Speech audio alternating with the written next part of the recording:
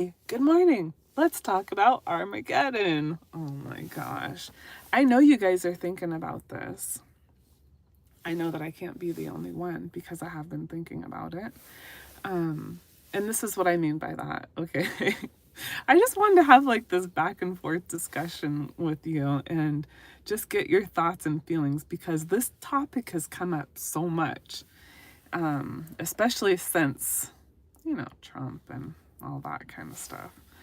But did y'all see this interaction between Trump and Zelensky on Friday? That was something else. Oh, you're having lunch? Hey, happy afternoon. Let's talk about Armageddon. I just want to talk about it because I thought when I watched the replay of that thing probably like 4 times, which is not healthy. I don't recommend that. But I really wanted to see like the full story. I wanted to see how did it start. And of course, I'm sure there was meetings before that, so we don't know the whole thing. But I wanted to see how was it before, and because the news clips they're only going to give you a little bit. Hey, Jeremy. Hi, welcome. And so I just wanted to see everything, and I saw as much as I could. But what I thought of it, man, okay, this is how my feelings about it now, being outside of the organization,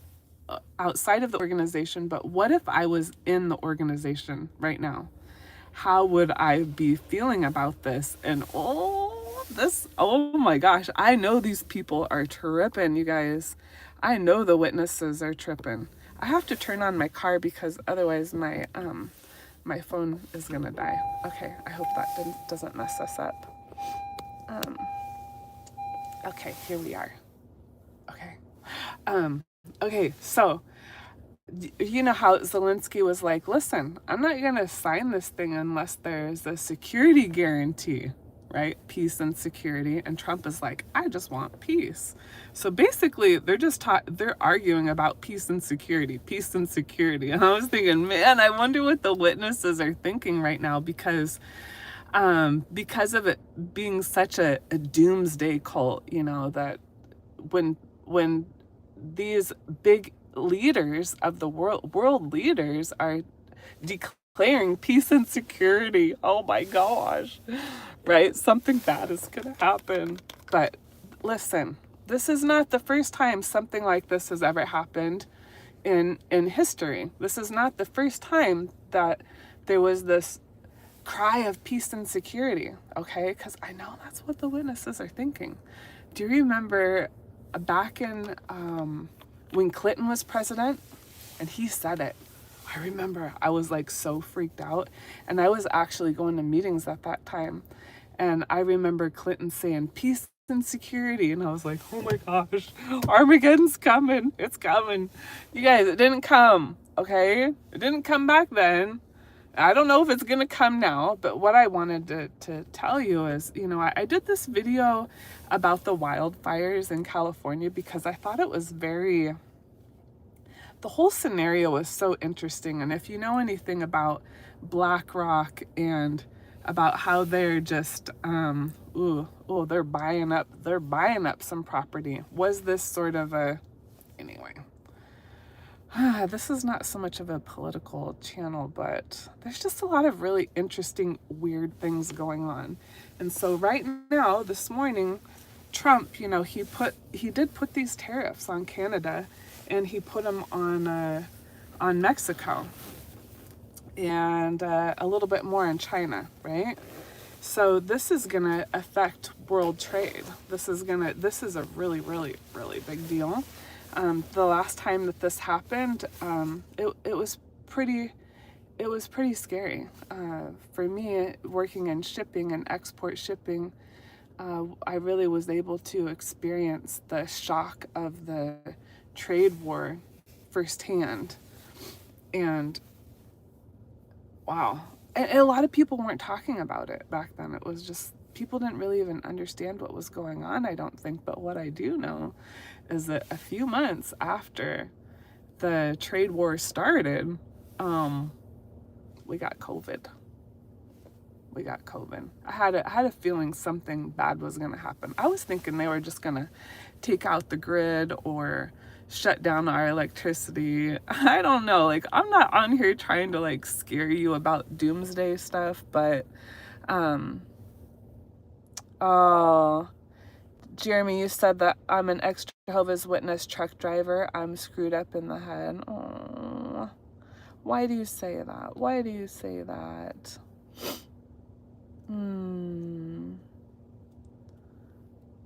What is a? I don't know what you get. I don't know. I don't know what you're asking. I don't really. Anybody that's asking me questions, like, you'll have to elaborate because I really don't understand what you're saying. But yeah, here's the thing. Here's the thing about Armageddon. It could come. I don't know.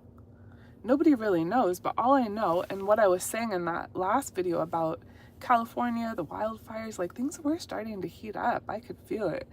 And in that video, if you go back, this is when I was like reading out the Bible for the first time on camera, and it was so crazy to me because I was looking in the Bible. I was thinking, what would I be looking up? You know, if I was a witness, what would I be? Or like, what kind of scriptures would like encourage me? What kind of would build me up? And I ran across so many scriptures that were just saying, do not be afraid. I am with you. Do not be afraid. Do not be fearful. You know, just like when God was saying, I take care of the lilies of the field. You know, I take care of the sparrows. You know what? You guys know the scriptures. If you're raised a witness or you have any religious background, you know the scriptures. Always God was reassuring the people that there was no need to be living in fear. You know, and I think the living in fear is exactly how the witnesses are so controlled, because I'm sure the leaders right now, I don't get on jw.org, that thing, like, I don't think I could mentally handle it.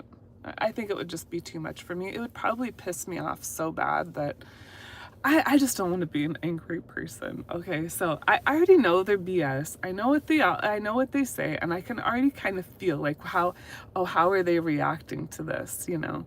It's probably just, it's feeding into their whole rhetoric. It's just like, oh, look, Trump is putting on the tariffs, inflation's going high, you know, Armageddon's coming. This is just feeding into all of it. But listen, over the years and over time, this is what happens. These world powers sort of shift, you know, that it's never, ever, ever going to stay the same. Right now, the United States is it has been kind of on top for a lot of years. And I just don't know if it's going to continue that way. But I don't know if that means Armageddon. But I have been kind of thinking about that. I'm thinking, oh, what should I, and what I'm going to do, this is what I'm going to do. I'm going to worry about the things that I can control. I have no control over the world leaders. I have no control over the price of gas and milk and eggs and I do not have control over that. What do I have control over? What I spend my money on. And I think that, and what I want to think. That's the really important one. What do I want to think about it? Because we could think, oh, everything is so out of control. Armageddon's going to come. Okay, what if it does? Because I had a client ask me this not too long ago. And they said, how did you deal with like being out of the organization and then thinking, what if Armageddon were to come? And I said, I never really worried about it, honestly, because I just know that the way God is talking in the Bible, like putting people in the book of life, that I never actually believed the Jehovah's Witnesses that my name wasn't in there, because I was disfellowshipped because I was a victim. And it took me 20 years to realize that I'm not guilty. There's no reason to be guilty. But I always believed that God knew my heart, and I always believed that he loved me. Yeah, I felt guilty though, but I believed he loved me. I think that he knew my heart. He says he can read hearts, right? And I knew my heart was good.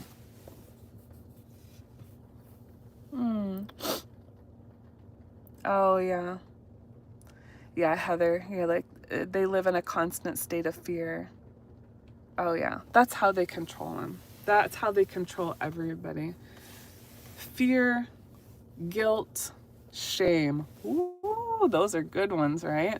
That's how cults run. So, of course, this for people right now, for witnesses that are in right now, I could see how it would be a really hard thing for people to leave right now. Because they're probably like, oh, I see Bible prophecy just playing out before my very eyes, you know? I don't know. I think I would be more worried if I was a Jehovah's Witness in the organization. I'm still not feeling good. Sorry, guys. I think I would be more worried if I was a witness, you know, because they're not good people. The more that you know about the organization, you realize that, and I'm not saying that people aren't good, but the way that it's run, you know, and that's the only proof that Jehovah's Witnesses have. It's like, oh, the organization that is doing all of these things, doing things God's way. And so they try to prove to you that, yes, they're the chosen religion. Oh yeah, because we do this and we do this and we do that. They talk about all that they do, but they don't let people do their own research and see all the things that they don't do. And so that's, yeah, it's too bad. It's too bad. Anyway. Oh, okay. What quote did I send you, Colin? Oh, okay. Faith and fear both demand that you believe in something that you can't see. You choose. Yeah, this is exactly. I love that quote. I saw it. It was a Lewis Howes quote. And yeah, here's what I was telling Colin. Faith and fear take exactly the same amount of effort. Because I could sit here and be in fear because of the thoughts that I'm thinking. Oh my God, the stock market is crashing. These tariffs are being put on, you know, China and Mexico, and, you know, the Canada could shut off our power, and like it could get, like, I could be thinking that all day long. Or I could have faith, which takes exactly the same amount of energy, and I could think to myself, I do have control over this situation. I do have control over the things that I spend my money on. I do have control over the thoughts that I choose to think. Do y'all know that? All of the thoughts that you think, they're not just random. They're not just uncontrollable thoughts that come up. It's like we have the power, and we have the power to choose the thoughts that we want to think. So if I were to hold up a platter, I'll give you a platter of all these thoughts. Okay, pretend I'm like you're at a dinner party and I have a platter of hors d'oeuvres, and these are all the thoughts that you can choose from. Okay, all of these thoughts are going to produce a feeling. It could produce fear or faith or anything else, and out of all of the thoughts that you're going to want to choose, what would you choose? Because you can choose to think different things if you want to. I'm choosing to think I am in control of my life, and I am going to be in control of the things I can control. I am in control of the things I can control. What can I control? I can control my thoughts. I can control the way I spend my money. I can control the influences I have around me, the people that I have around me, but there's a lot of things I can't control. And there's no reason for me to spend my day stressing out, worrying about things that I can't control. Like, is Armageddon coming? Do you guys remember when these thunderstorms would happen? I do. When I was a kid, you know, it's like boom, and I was like, oh my gosh, you know, like I was freaking out. And I never thought about that until I heard of other witnesses, ex-witnesses, and they talk about, you know, what the pictures in the Bible storybook and how it was so scary. And I'm like, oh, it was pretty scary, wasn't it? I never really thought of it because it was just so normal of just being freaked the F out all the time. It's not a good way to live our life, and it causes a lot of health conditions. Having stress like that on your body causes you to have high blood pressure, It causes you to self-soothe. This is why a lot of witnesses are known alcoholics. Well, maybe not alcoholics, but they're big drinkers. They're big drinkers, you know, and they want to pretend like, you know, they're doing it in a moderate way. But, you know, how do people self-soothe? It could be alcohol, drugs, sex, relationships, overworking. Oh, that's another one. What else? You guys can name a few. But all of these things, not helpful. Oh, overeating, you know, not helpful at all. And so if we feel like our life is out of control, we are going to kind of panic and want to, you know, oh my gosh, like for me, I know my trigger. When I get really upset and mad, I do sort of like this shopping that I know I know what I'm doing. I do this sort of angry shopping. It's so weird. I've never heard of anybody really describing it like this before, but when I get pissed at people, I'll show them I'm gonna buy a new pair of shoes. That's kind of what my brain wants to tell me. And so recognizing it is everything. And I just want to tell you that you have a lot of control over what's happening in your life. And what if Armageddon does come? What if it does? You know it's going to happen, right? Well, maybe we'll die. Okay. And then what? You know, now we don't have that, oh, I don't know if I'm going to make it into the new world or not. You know, we don't know what's going to happen. It's going to be a surprise. I have a feeling it's going to be okay. I think God is going to take care of us. Bethel is full of booze and kegs. Oh my gosh. Okay, I remember seeing this picture of, wasn't it Toni Morrison? And he had like all of these bottles of like Jameson or some sort of scotch. Wasn't he a scotch drinker? Scotch is weird. Oh man, yeah, that was weird. I was shocked when I first saw that picture. I was like, what? This is crazy. Yeah, they self-soothe. Oh yeah, but they better go buy their booze now because prices are going up. It's about to get a little crazy, I think, in America, in the economy. It is gonna get a little crazy, but we have full control over what we want to think. And I think if you know, like I was telling my client when he says, weren't you kind of worried about Armageddon? I said, no, because I just know I'm a good-hearted person. I know that God can read my heart, and I know my heart is good. Whether I'm a witness or not, my heart is good, right?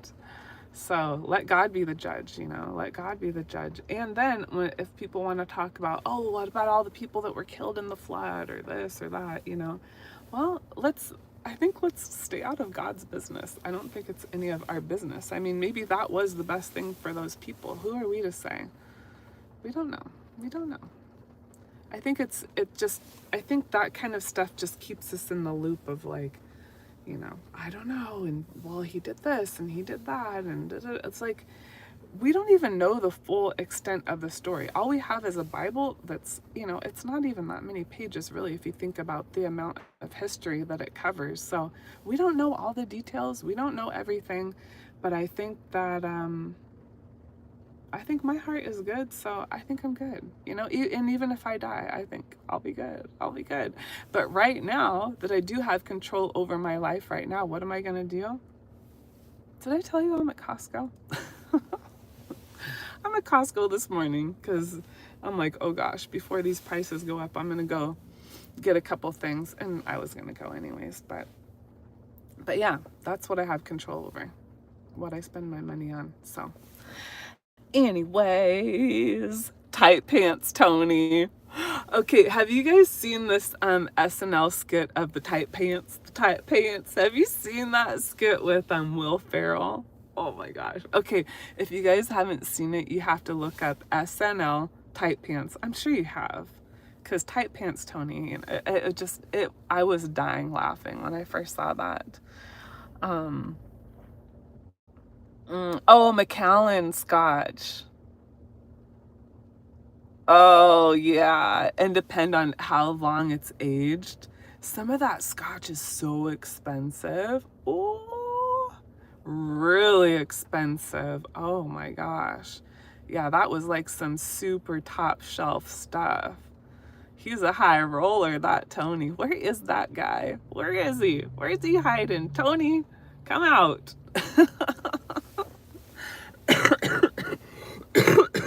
Sorry, I'm still not feeling awesome, but I just wanted to get on here and tell you that I'm still alive, and those are just kind of my deep thoughts today about, hello, good morning. Let's talk about Armageddon. I think whatever is going to happen is going to happen. So in the meantime, don't forget to tell the people that you love that you really love them. I heard someone tell me the other day. He said, I wasn't too sure about you when I first saw your channel because you seemed very just West Coast, like, oh, we just love everybody and just sort of, love, love, love. But honestly, if you all met my aunts, they're worse than me. And by worse, I mean better. Like, they are. When I was able to meet my aunts that I never knew my whole life, I knew of them, but I didn't know them. It was because I always thought, I don't know, but when I met them and I really got to know them, I'm like, oh my gosh, they're just like me. They have this really, really great big heart for people. And I'm like, that's just like me. I'm like, it is real, because for a lot of years, like, people didn't really believe it. How can I be so big hearted? How can I be so loving? How can I be so accepting? It's like, it's easy. Love is not supposed to be hard. Love is not hard. Love is easy. Even Jesus said, love your enemies. Oh, that is a challenge. That is a challenge. I prayed for a few of my enemies yesterday, and I was like, God, this is not easy for me to say, but please bless these people, It was very hard. And I said it, I'm like, this is really hard for me to say, but I know it's the right thing. And, I do really hope the best for people. I don't want people to suffer. And anyway, but yes, it is genuine. I do have a big heart. I also have boundaries, right? So I think you heard me talk about that in my last video, where it's like, I love you, but then I'm not gonna be with you every day, okay? I love you, and this is not okay. And I'll see you next time. I love you, and yeah, that's not gonna work for me right now, okay? That can be love too. You can really, really love somebody and not want to be right there with them. And that's what is really important for us to realize as ex-witnesses, is even though we love so much our family, right? We could be like, come on, wake up, people. You're in this organization. Like, oh my gosh. You can love them and not be with them. You can love them and still pray for them to wake up. And it's almost like God willing, right? Because, some people, you may not want them to wake up. Anyway. Oh, yeah. Oh, they put him up in a house in North Carolina? Okay, that sounds nice. That sounds nice. Yeah. Oh, that's right. Because I had heard that they said, oh, well, it's just a townhouse. Oh, it's just a townhouse. Okay, how many people have served at Bethel for years and decades, and then they're like, oh, you're not needed anymore. You've got nothing paid into Social Security. Nothing. You got to go out and make it in the real world. And they're just like, bye. But here's this guy. He gets a little townhouse in North Carolina, right? Yeah, that's a special treatment for sure. Anyway, I'm just going to keep coughing, so I should probably go. But that's my ramble and my rant for today. If you know you're a good-hearted person, I wouldn't spend too much time worrying about Armageddon. I would spend it on time telling people that you love them right now, taking care of yourself right now, because what if it doesn't happen? What if it doesn't happen? None of us know. Nobody knows the day or hour. God kept on telling us that too. And he also told us, don't worry. Listen, I will take care of you. So, yeah. All right, everyone. Have a wonderful day. Bye.